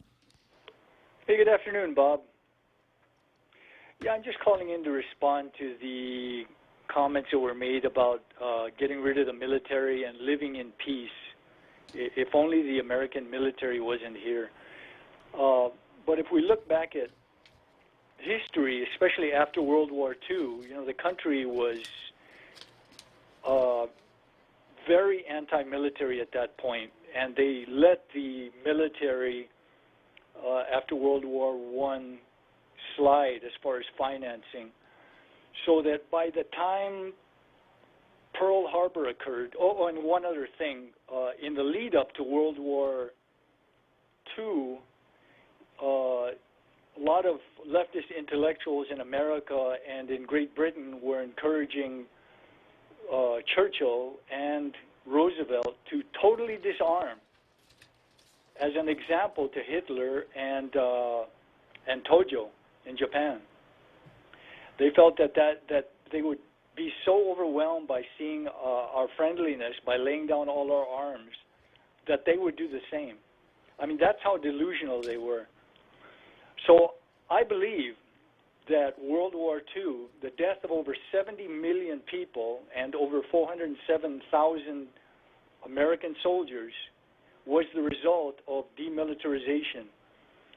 At the time, right after Pearl Harbor, our military was so small, it was the army of Romania was bigger than our army. Our soldiers were still riding cavalry horses from World War I. They were using bolt-action rifles. They were wearing leggings, the same old uniforms from World War I. So that was like paradise. I mean, because the American military was extremely weak and emaciated, and Nazi Germany and Imperial Japan became emboldened by seeing how weak they were. They felt the Americans and the American military was a pushover. They would never be able to fight back, and this emboldened them. So they actually attacked country after country after country in Europe and in Asia, and of course islands in the Pacific. Many of them that had no connection at all militarily to the United States. So that's the response to that idea. Well, if we didn't have any connection to the military, to America, we'd be safe. No, we wouldn't be safe. Just ask Tibet. China's neighbor. They've been occupied and brutalized for decades, as has Eastern Turkestan, which is now Xinjiang. Ask the Uyghurs how they feel about that, how they've been brutalized, and they continue to be brutalized to this day. They have no connection to us at all. So I think playing that demilitarized game is very dangerous. It's delusional because there are always going to be aggressive superpowers. China tries to hide it. They're not doing a very good job, but they're militarizing in the background, and they have actually been in a multi-pronged, unconventional war against the United States for over 2 decades. They know they can't confront us directly because our military is stronger and more powerful, but they have a multi-pronged plan to attack us in whatever way possible, internally and externally. They still have the same aims for worldwide domination, military and economically. And so that's just some thoughts I wanted to put out there. It's delusional to think that if we kick the military off the island, which I know is the long-term goal and the aim of this group, we won't be left alone. We will automatically be on China's radar instantly. Well, I subscribe to the proposition that the way to avoid war is to be so well prepared that nobody's going to pick on you. Younger folks out there in the audience don't remember World War II. I've got some recollection of it. I was a little kid, but I remember one of the really popular songs during World War II, Carl, was called "Praise the Lord, but Pass the Ammunition." And I think when we forget about that second part, our way of life as we know it. There won't be much concern about the Nelsoni tree up at Anderson if the United States weren't protecting this island. Well, thanks a lot for calling in and sharing your thoughts with us, Carl. Thank you very much, Bob. I appreciate you giving me a few moments to chime in. Thank you. So, okay, so the key word or the key part of this whole article here, that the folks in the Protehila Texan have found kindred spirits in Okinawa, and they want to get the military out of the entire Pacific here. We humbly ask that you hear our voices. The continued presence of the U.S. military in Guam, Okinawa, and Japan is an enduring injustice to all of our lands and people. The people of the Pacific should no longer be deprived of living in peace in our homelands. We must unite for genuine security and peace. That's the allies of Protehila Texan. They're pitched to Okinawa. But I think the real key language here is Therese Terlahi talking about stopping the buildup altogether. And she says, I wish we had that kind of power. That is the kind of power we've been asking for. Well, I hope you never get it, Therese. Power corrupts, right? Absolute power corrupts absolutely. You give folks a little bit of power down in our legislature, and you can see where it goes. I wish we had that kind of power. Okay, so much for Therese versus the USMC, Therese in Okinawa versus the USMC, and the demonstration of a political gaffe. And the next thing I've got here is Pito Terlahi versus the Treasury of Guam. Senator Jose Pito Terlahi handed out the most in legislative staff raises.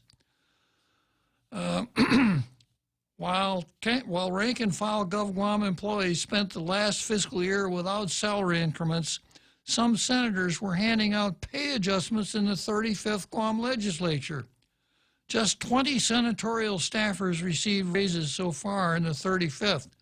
According to documents obtained by KUAM News, Senator Jose Pito Terlahi not only gave the most raises to his staff, he gave the biggest raises too. Terlahi, the legislative chair on public safety, border safety, mayors, infrastructure, military and veterans affairs, and mass transit, handed out $23,000 in raises for 5 staffers so far in 2019. Such a deal, as they say. Tenorio, the sister of, as you were, less than a month after taking office, is chief of staff Charissa Tenorio, policy analyst Chris Carrillo, and legislative analyst Therese Hart each received thousands of dollars in raises. Tenorio, the sister of Lieutenant Governor Josh Tenorio, got a $7,280 salary adjustment on February 4. Well, that's kind of cozy, isn't it? The sister of the lieutenant governor. Carrillo received a $3,006 salary adjustment and is now making $44,720. Hart received a $3120 raise. These raises had an effective date of January 21, 2019. Hart received 2 raises this year, according to personnel docs. Hart also received a $7,280 salary adjustment in May. Her pay went from $34,320 a year to $41,600 annually. Hart has received $10,400 in pay raises in 2019.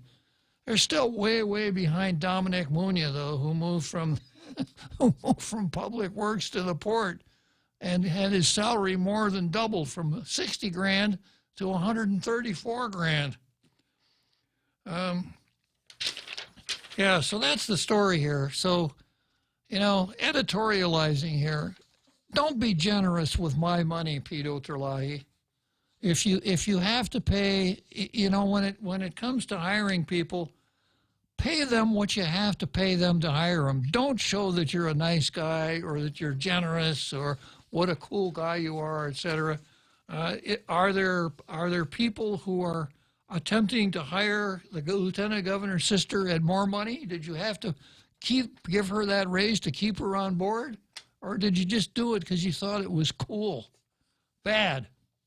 You know, I can tell you this, that there was a senator once upon a time who served 4 years and saved the government $500,000 and redirected that $500,000 out onto more worthy projects than his own office, their own office. I know it can be done. It's not as much fun, and of course, it's not a way of virtue signaling. Talking about Dominic Munia, I'm going to come back to that. Former DPW manager moves to port, truck follows him. So he was making $60,000 at Public Works. He's making $134,314 at the port. And I've been into this before. The truck that he had at Public Works was transferred to the Port Authority. It doesn't have the markings on it, and the impact of the story is that Dominic Munia is able to drive that truck to work. In other words, he uses it as his personal vehicle. Unethical, illegal, and dangerous. Here's the appropriate section of law. 4 GCA section 1103. No government vehicle, whether government-owned, leased, or rented, shall be used for other than official purposes. No such vehicle shall be used for the transportation of any government officer or employee between his place of abode and place of employment, except in connection with official duties for the convenience of the government, subject to the following limitations. A, the governor, by executive order, the legislature through its Committee on Rules and Judicial Council by rule shall prescribe the use of government vehicles assigned respectively to the executive, legislative, and judicial branches, and shall take appropriate action to discipline any member of their respective branches who shall violate this section. Such action may be by way of administrative fine, suspension, or removal, and in the case of the classified service shall be taken pursuant to the personnel law. Such action shall not preclude prosecution for any criminal offense. Now, the same story says that the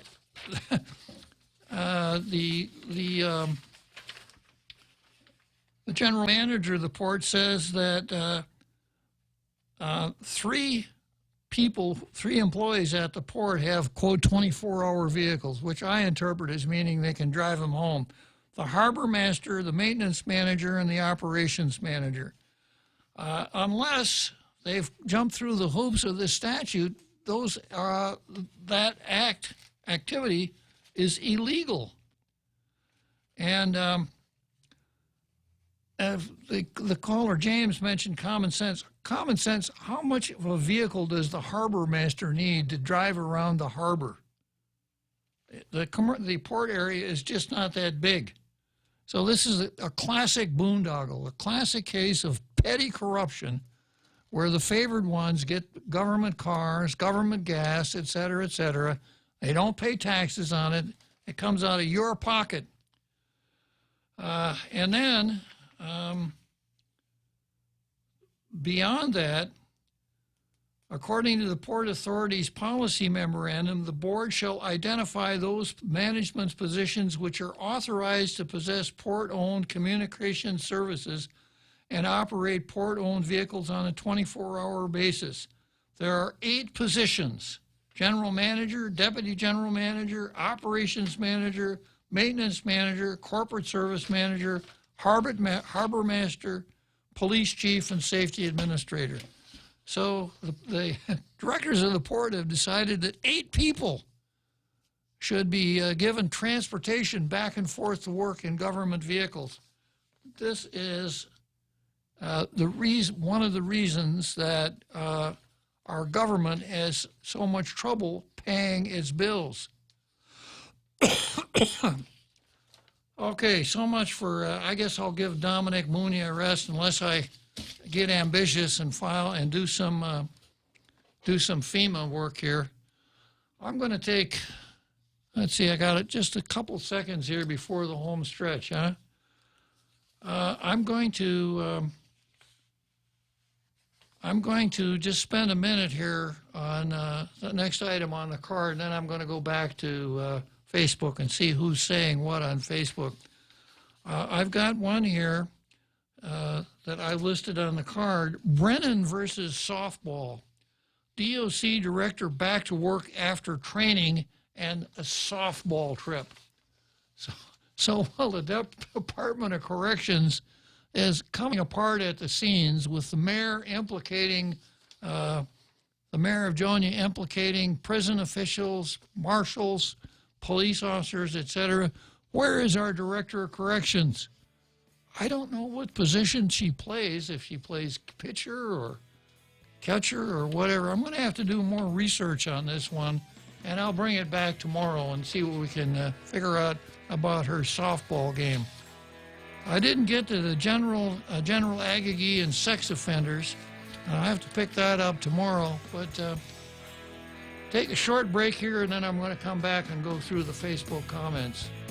Here at APL, our core values give the company its heart and soul. Whether it's connecting your business with our global network through our newly enhanced service or investing our efforts into giving back to the community, APL is committed to serving you. We humbly honor the opportunity to find innovative solutions for you and your business. To learn more about our enhanced service, call 588-4651 or visit www.apl.com/Guam for more details.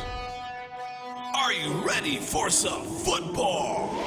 The Ray Gibson Show has got your NFL fix every Friday on Sports with Blake. Get the latest updates as Blake and Mike break down the upcoming action. Get your game on with the boys on the hotline, 888-TALK, or sound off on Facebook Live at thepoint.gu. League members get a chance to win some awesome prizes that get you through the NFL season. The NFL Picks on The Ray Gibson Show is brought to you by Current Guam with special thanks to GTA. Tall Tales with Bob Klitzkie is brought to you by Bank Pacific, banking on the Pacific for 65 years.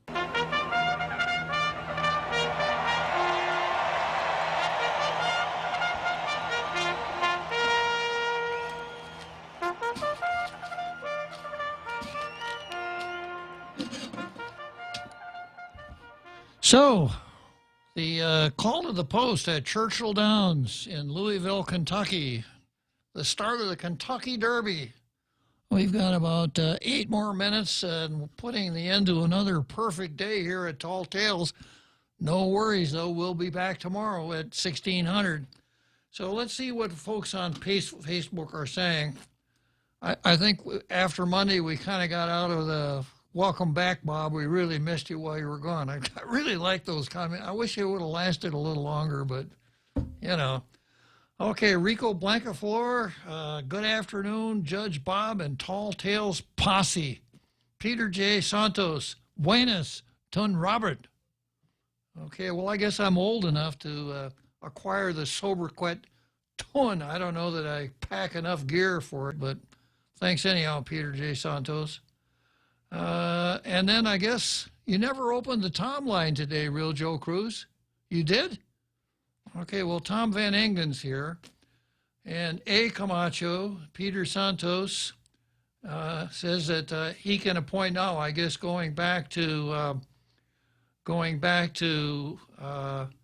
mayor of Jonia, and I think Peter's saying, well, now he could appoint a mayor's council.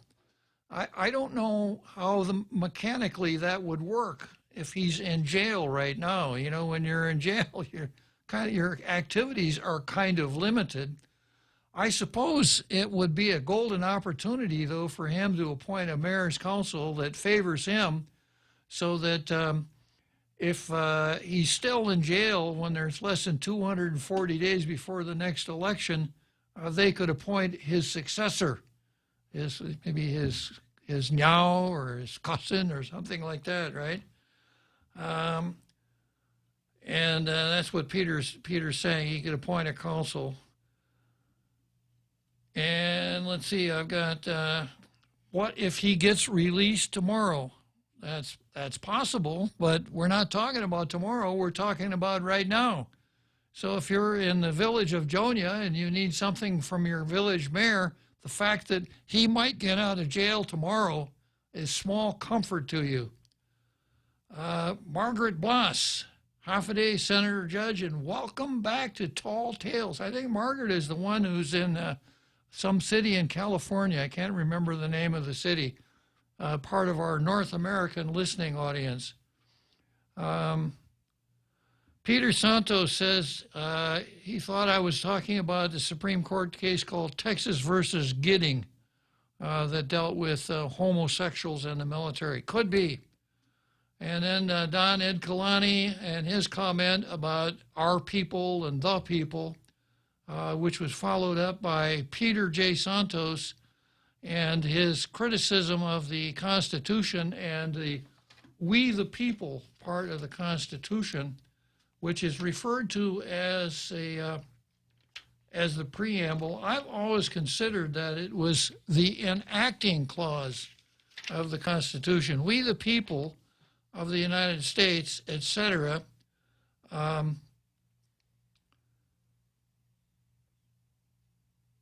do ordain and establish this Constitution for the United States of America. And that's where the 3/5 rule that I commented on, that is actually a pro-African American measure and an anti-Democrat Party measure. The fact that at the time the Constitution was entered into, Indian tribes were seen as separate countries and not part of the United States.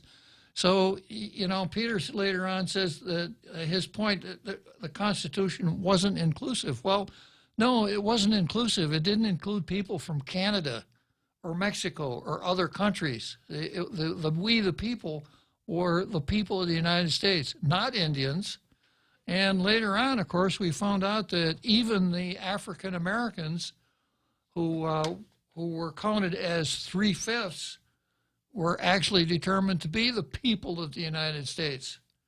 So, I don't know, whenever I see this word inclusive, I have to indicate that it's not one of my favorite words. Again, it's another word that is a favorite of the far left. We should be more inclusive. And it's a really good way for virtue signaling. Oh, yes, that company is very inclusive.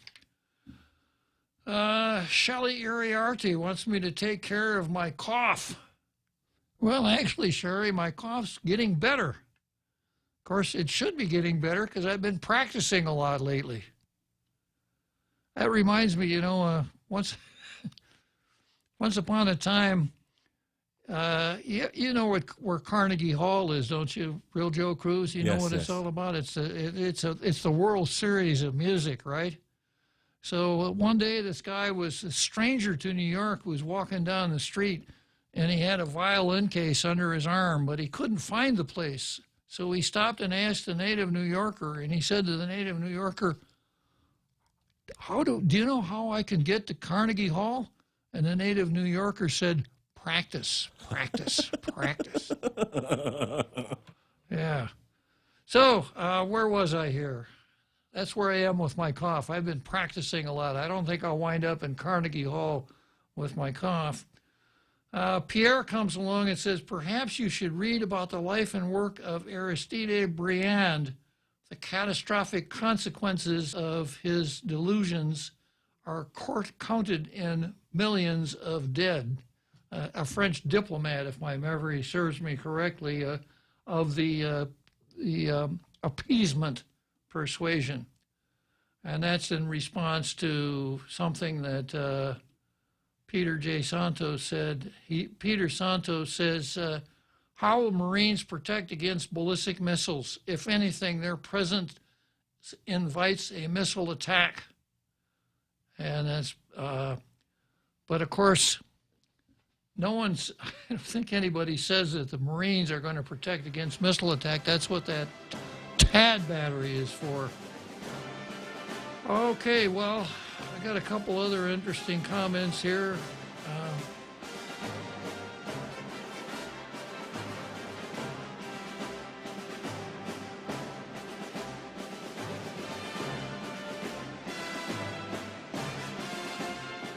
Andrew Camacho, he's been driving that truck so long, the seat has conformed perfectly to his bottom. I guess that kind of gives him a property right, huh?